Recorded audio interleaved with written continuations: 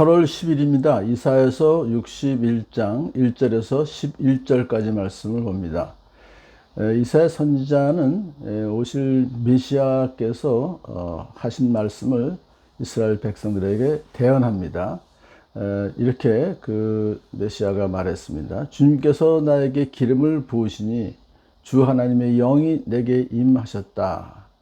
주님께서 나를 보내셔서 가난한 사람들에게 기쁜 소식을 전하고 상한 마음을 싸매어주고 포로에게 자유를 선포하고 갇힌 자에게 석방을 선언하고 주님의 은혜의 해와 우리 하나님의 보복의 날을 선언하고 모든 슬퍼하는 사람들을 위로하게 하셨다.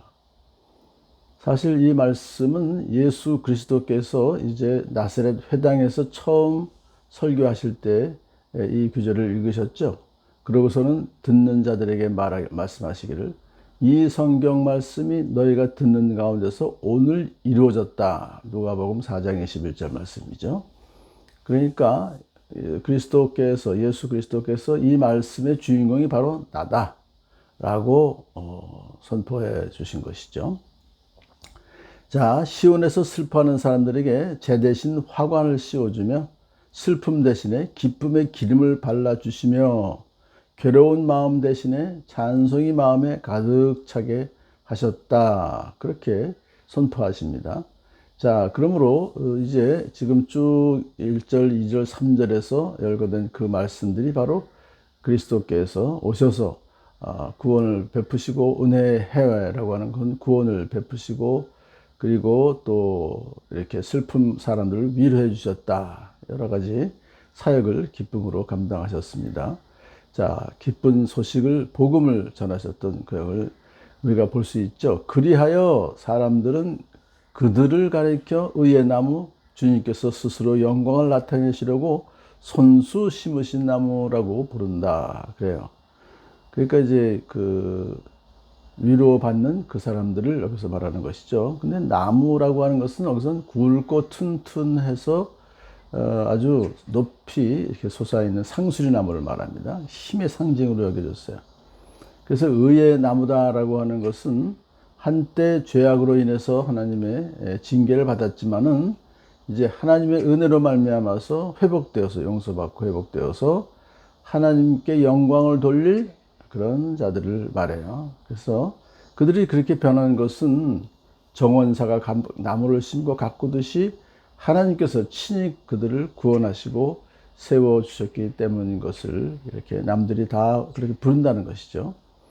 자, 구원받은 하나님의 백성들이 받을 복을 이사야 선지자가 이제 선포합니다. 그들은 오래전에 황폐해진 곳을 쌓으며 오랫동안 무너져 있던 곳도 세울 것이다. 대대로 무너진 채로 벌어져 있던 곳을 다시 세울 것이다. 사실 이것을 영적으로 말하게 되면 아담의 죄악 이후에 사단에게 붙잡혀 있던 우리 인류가 황폐해진 그 심령들이 있었죠. 그것을 다시 회복시켜 주실 것이다. 메시아로 하여금 하나님과 화목하게 하시는 그런 사역을 하셔서 이제 다시 그들이 예수 믿고 구원받은 후에 하나님의 그 모든 그 즐거움에 참여하게 될 것이다. 하나님과 동행하는 기쁜 삶을 살게 될 것이다. 그런 것을 미리 예언해 주시는 것이죠. 낯선 사람들이 나서서 너희 양떼를 먹이며 다른 나라 사람들이 와서 너희 농부와 포도원지기가 될 것이다. 이제 이것은 이방인들이 교회로 들어온다는 얘기죠. 그러니까 유대인들이나 이방인들이나 차별 없이 교회 안에서 하나가 되어서 열심히 하나님 나라를 세워나간다. 이것을 이제 미리 예언하신 것이죠. 사람들은 너희를 주님의 제사장이라 부를 것이며 우리 하나님의 봉사자라고 일컬을 것이다.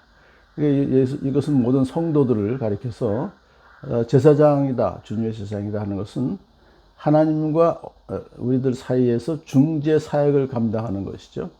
그래서 하나님의 백성들로 하여금 하나님을 섬기도록 도와주는 그런 일들을 한다는 것이에요.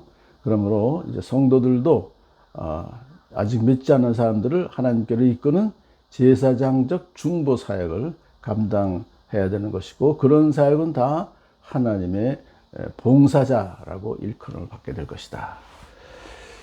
열방의 재물이 너희의 것이 되어 너희가 마음껏 쓸 것이고 그들의 부귀 영화가 바로 너희 것임을 자랑할 것이다. 너희 것 했다고 해서 그것을 뭐 사사로운 목적으로 사용한다는 것이 아니라 이 신약 시대에 교회에 출석하게 된 이방인들이 뭐 이스라엘 백성이 아니라 온 세계 사람들이 교회에 헌금을 하잖아요.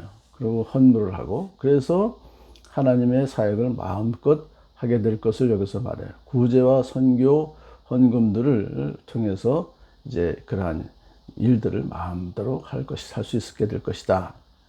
너희가 받은 수치를 갑절이로 보상받으며 부끄러움을 당한 대가로 받은 몫을 기뻐할 것이다. 그러므로 너희가 땅에서 갑절의 상속을 받으며 영원한 기쁨을 차지할 것이다. 이 갑절의 상속이라는 것은 장자가 받을 상속을 연상시키죠. 그래서 이스라엘 하나님의 백성들은 열방 중에 하나님의 장자로서의 복을 받을 것이다. 그런 것을 말해요. 그래서 이제 수치를 당한 것 그리고 부끄러움 당한 것에 갑절로 갚아주실 것이다. 우리가 이 세상 살면서 받는 여러 가지 수치와 모욕이 크리스찬으로서 있습니다만 그것을 갑절로 갚아주실 것이다. 이것은 궁극적으로 하늘에 있는 우리 본향에서 누리게 될 그런 복을 말씀하시는 것이죠. 자, 이제 주님께서 이렇게 직접 말씀하십니다. 나 주는 공평을 사랑하고 불의와 약탈을 미워한다. 나는 그들의 자손이 그들의 수고를 성실히 보상하여 주고 그들과 영원한 언약을 세웠다. 하나님께서 직접 이렇게 믿는 성도들을 사랑하시고 또 불의를 미워하신다. 그렇게 말씀하시면서 이제 그들의 수고라는 것은 믿는 성도들의 수고를 성실히 보상하여 주신다. 그들과 영원한 언약을 세우겠다. 이 모든 것은 다 예수 그리스도를 통해서 이루어지는 것이죠. 그들의 자손이 열방에 알려지며 그들을 보는 사람마다 그들이 나 주의 복을 받은 자손임을 인정할 것이다. 그러니까 세상 사람들이 그렇게 인정해 줄 것이다 하는 것이죠. 그래서 우리 성도들은 대대로 예수 그리스도의 증인의 삶을 살게 되고 많은 사람들이 그것을 복받은 자손이다라고 인정해 줄 것이다 하는 것이죠. 자, 구원받은 성도들이 이렇게 이제 찬양하는 것을 또 기록하고 있습니다.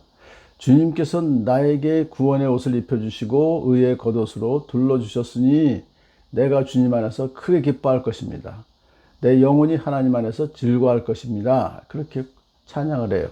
이것이 구원받은 성도들이 구원을 해주시고 의롭게 해주셨기 때문에 우리는 하나님 안에서 예수님 안에서 즐거워하고 기뻐합니다. 그렇게 고백을 해요. 주 하나님께서 또 모든 나라 앞에서 의와 찬송을 샘솟듯이 솟아나게 하실 것입니다. 그렇게 또 고백을 하죠. 그러므로 이제 우리 믿는 구원받은 성도들은 기뻐하며 찬양하며 하나님의 의를 드러내며 샘솟듯이 솟아나게 하시는 의와 찬송을 영원토록 찬양하며 살아가는 복된 자리를 감사하는 여러분 되시길 축복합니다.